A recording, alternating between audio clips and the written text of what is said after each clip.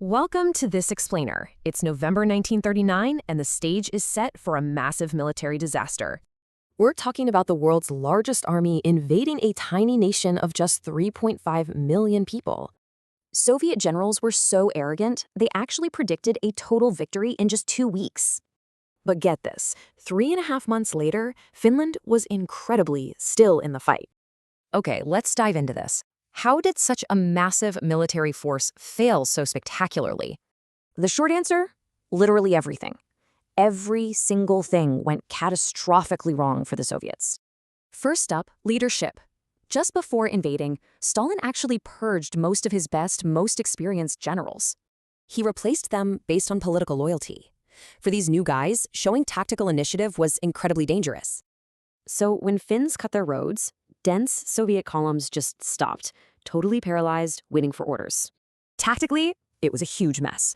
Basically, every single military branch fought its own isolated war. Without infantry covering them, isolated Soviet tanks were sitting ducks for Finns with crude Molotov cocktails.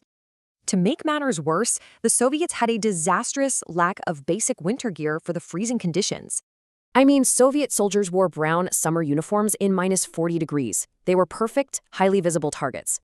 It actually gets worse. Soviet units advanced totally blind into unknown forests without any accurate maps. Add in terribly unreliable radios and painfully slow procedures, and their crucial communications were just completely severed.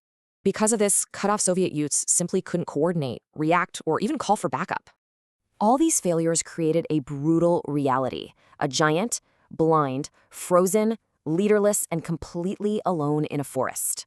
They were systematically dismantled by Finnish soldiers who already knew every single frozen lake and hidden path.